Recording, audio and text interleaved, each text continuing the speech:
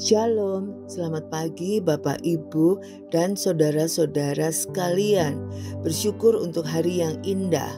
Mari kita siapkan hati kita untuk mendengarkan renungan firman Tuhan pada pagi hari ini. Mari kita berdoa. Selamat pagi Bapa di surga, terima kasih untuk penyertaan-Mu sepanjang malam hingga pagi hari ini kami bangun dengan tubuh yang sehat. Sekarang berikan kami telinga seorang murid, sehingga setiap firman Tuhan yang kami dengar berakar dengan kuat di dalam pikiran dan hati kami, dan sebagai dasar pegangan hidup kami sepanjang hari ini. Dalam nama Tuhan Yesus kami berdoa dan mengucap syukur. Amin. Tema kita pagi ini, masa lalu, diambil dari Hakim-Hakim 11 ayat 1 sampai 11. Adapun Yefta, orang Gilead itu adalah seorang pahlawan yang gagah perkasa, tetapi ia anak seorang perempuan sundal. Ayah Yefta ialah Gilead. Juga istri Gilead melahirkan anak-anak lelaki baginya. Setelah besar anak-anak istrinya ini, maka mereka mengusir Yefta. Katanya kepadanya, "Engkau tidak mendapat milik pusaka dalam keluarga kami, sebab engkau anak dari perempuan lain." Maka larilah Yefta dari saudara-saudaranya itu dan diam di tanah Tob. Di sana berkumpullah kepadanya petualang-petualang yang pergi merampok bersama-sama dengan dia.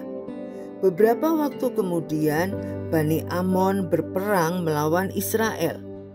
Dan ketika Bani Amon itu berperang melawan orang Israel, pergilah para tua-tua Gilead menjemput Yefta dari tanah Tob.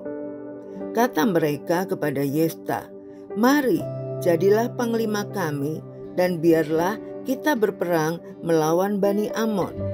Tetapi kata Yefta kepada para tua-tua Gilead itu, "Bukankah kamu sendiri membenci aku dan mengusir aku dari keluargaku? Mengapa kamu datang sekarang kepadaku pada waktu kamu terdesak?" Kemudian berkatalah para tua-tua Gilead kepada Yefta, "Memang kami datang kembali sekarang kepadamu. Ikutilah kami dan berperanglah melawan Bani Amon. Maka engkau akan menjadi kepala atas kami, atas seluruh penduduk Gilead."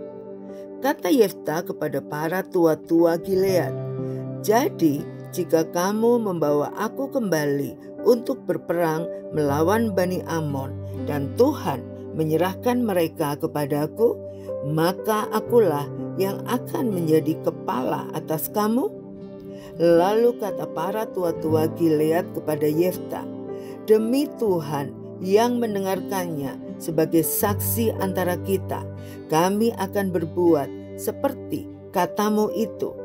Maka Yefta ikut dengan para tua-tua Gilead, lalu bangsa itu mengangkat dia menjadi kepala dan panglima mereka. Tetapi Yefta membawa seluruh perkaranya itu ke hadapan Tuhan di Mizpa. Studi terhadap 300 pemimpin kelas dunia, termasuk Franklin D. Roosevelt, Sir Winston Churchill, Helen Keller, Bunda Teresa, Dr. Albert Schweitzer, dan Martin Luther King Jr. membeberkan bahwa 25% dari mereka memiliki cacat fisik yang serius, dan 50% lainnya telah mengalami tindak kekerasan di masa kanak-kanaknya atau dibesarkan di dalam kemiskinan. Ayah dari Neil Rudenstine bekerja sebagai penjaga penjara, dan ibunya sebagai pelayan restoran paruh waktu. Hari itu Dr. Neil Rudenstine adalah presiden dari University Harvard. Masa lalu Yefta adalah masa lalu yang kelam. Ibunya adalah perempuan sundal dan bukan istri ayahnya. Itulah sebabnya ia dibenci saudara-saudaranya seayah. Mereka tidak ingin bila suatu waktu dia mendapat harta warisan ayah mereka. Maka mereka mengusir Yefta yang kemudian bergabung dengan geng perampok. Sungguh malang. Yefta menjadi korban kehidupan ayahnya yang bermoral rendah dan ketidakadilan keluarganya.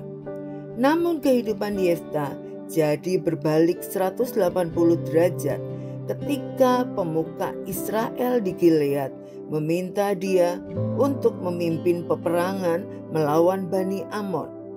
Kemenangan atas Bani Amon terjadi karena Tuhanlah yang memberikan kemenangan. Maka Yefta membawa seluruh masalah itu kepada Tuhan. Sungguh menarik melihat kesadaran Yefta akan kuasa dan karya Tuhan. Melihat Yefta, kita sadar bahwa masa lalu tidak sepenting masa sekarang. Selain itu, jangan salahkan masa lalu atau kondisi keluarga atas keadaan kita pada masa kini. Bawalah semua masalah kita ke hadirat Tuhan. Percayalah, kuasa dan karya Tuhan sungguh ajaib bagi kita. Anda tidak dapat mengubah masa lalu, tetapi Anda dapat merusak masa kini yang sangat baik dengan mencemaskan masa depan. Mari kita berdoa. Tuhan, kami bersyukur untuk kebenaran firman Tuhan pada pagi hari ini yang mengingatkan bahwa masa lalu tidak penting. Tuhan mampu mengubah masa kini dan masa depan. Kami percaya Tuhan, saat kami mengikut Tuhan dengan sungguh-sungguh, hidup kami di tangan Tuhan dan masa kini serta masa depan sepenuhnya ada di tangan-Mu. Dan semuanya mendatangkan kebaikan. Terima kasih Tuhan Yesus, kami bersyukur hanya di dalam nama Yesus kami berdoa. Haleluya. Amin. Tuhan Yesus memberkati.